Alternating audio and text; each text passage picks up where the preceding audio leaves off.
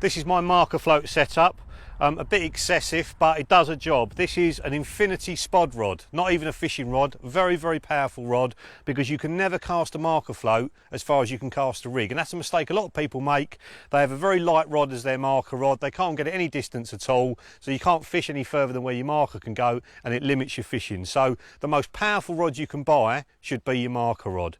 On that I've got Basia, again a lot of money for a marker reel, but it's another good little tip. If you have the same reel as your fishing reels and you count how many turns it is to your spot, so out here at the moment it's 127 turns out to where I'm fishing on the long rods. I know if I lose my mark, if the tape mark comes off the reel, sorry, off the line or something when I'm fishing, then I know if I count the same number of turns again, I'm going to be back out to the same spot. So having exactly the same reel as your marker reel is a real good tip. Now that's the expensive version. That's going to go, well, I can cast this probably 150, 160 yards.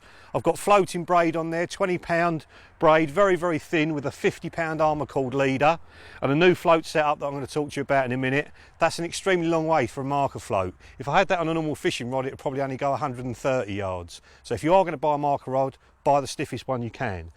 The sort of economy version, if you like, which is still a fantastic setup, is that one. Again, that's one of those M-Cast Evo reels. Beautiful reel for the money. I'd fish with these, absolutely no problem at all. Loaded up again with 20-pound braid. That's the Dyneema stuff that's very, very thin. 50-pound armour cord leader as well. And this is a longbow spod rod. Now again, very, very powerful, and the more powerful the rod, when you're pulling the float back across little bits on the bottom, the stiffer and more powerful the rod is, the more you're going to feel. The softer the rod is, the more it's going to absorb all the little tremors that come down the line as the lead rubs across the bottom, and it's not going to give you as good indication. And that's the other important thing about fishing with braid. Because there's no stretching it at all the tremors that come down the line are exaggerated by the braid. If you try and use monofilament, which has got lots of stretch in it, it will act as a cushion and you won't feel half as much. And what can also happen is, as you're pulling the float along the bottom, it will get caught on something, the stretch will go out the mono as you pull it, and then it will catapult the float over the top of something that you really wanted to find on the bottom. So by using braid, you get around that all the time. The 50-pound armour cord leader is to take the force of the cast, and also to stop the float from tangling on the cast. Now let's show you the system, because this is new. If I just put that down there like that. Starting off with the lead, I don't know if you can see there, but we've got little lugs coming out the side of a normal distance shaped lead, so it's going to cast a very long way, but it also means that you're going to feel more down the line, because these little lugs are going to come in contact with the bottom. Now we've avoided having like a pin coming out the side. Some leads now, marker leads, have almost got a pin coming out the side of the lead. That's great if there's no weed around. It tells you the difference between silt and gravel very, very easily. If there's weed around, they tend to get caught up. We've done loads of testing with this, hours and hours of chucking it into weed and pulling it across gravel, and we found this is a really good all-rounder, because you can tiptoe it through the weed, and you want to find a little clear spot in between it. It will tiptoe through the weed, and then you're onto the gravel and you can feel it. With those other type of leads, like I say, they're great if there's no weed, but as soon as there is, the whole lot gets clogged up, and when you get onto that clear spot, you can't feel anything because there's so much weed around the lead. And then the stem is new as well. If you've seen any of the other films that we've done, we used to use pike feeder stems, which were, I think they were 3 different pieces, and at the end there was a piece actually glued in. Some would work okay and some would just part as soon as you cast them. So what we've done there is done one solid item all the way through, very, very strong.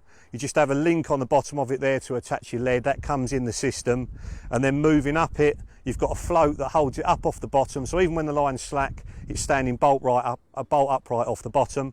And then on the top of that, I don't know if you can see there, there's a large rig ring on the top of that, a 10mm rig ring, so the line will pass through that easily. Even if there's weed caught around the braid, it will still come up. And that means if you're pulling back through loads of weed and suddenly you find a clear spot, even if there's a little bit of weed around the line, the float will still come up and you can still cast out to your clear spot. And to go with that, we've got a large bead that goes on the bottom of the float. If I turn that round, pull that off there, I've just tied that on with a grinner knot. That's my favourite knot to tie to the eye, basically the eye of a swivel, which is set inside the drop zone marker float. And then the marker float, the same as you've probably seen before, very, very robust, very buoyant, flies perfectly, and then the tops will unscrew so you can change the colour depending on the light conditions. The orange is a very good all-rounder, and the yellow is good if you've got low light conditions. If you're just setting up just before it gets dark, that's a good one to swap over to. So that's the system. Very, very strong, very robust. It's going to be very difficult for you to break that. The float comes up really, really easily, even at distance. And just talking about this particular session, on these particular kinds of lakes where it's very flat on the bottom, I'm not really looking for any features because I know there's not any out there. What I'm doing is setting a distance away from the bank that I think the fish are going to travel through. Once I've got that distance and I've let the float up, I don't cast any marker, I don't cast any rigs out, I don't cast any spods out or anything. What I do is I wind the marker down to the bottom, I put the line under the clip on the reel and wind it back in. So all I've done is one cast into the swim.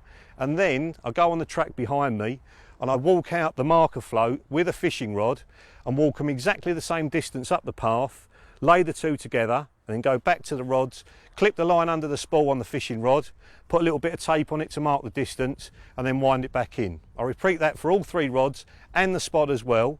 And the spot I clip up ever so slightly shorter because when the lead hits the clip, it's going to fall back through the water towards me. So it's going to come towards me a little tiny bit. So if the spod's clipped up at the same range to start off with, it's going to fall beyond where the rigs are. So the spod's a little tiny bit closer in than the rigs are. All three are clipped up, plus the spod rod as well, and then I haven't got to keep casting, because you know it's like you've got a crosswind, the float's out there, you're going a long way and you catch around the float and then you have to drag the whole lot in and get in a right old mess. I've done it a million times as well and I've learnt from that by walking your lines out on these kind of places you can be dead accurate and it's minimum disturbance. So that's what I'd recommend in this kind of session. Let's have a look at the rods and reels I'm using for that long range casting.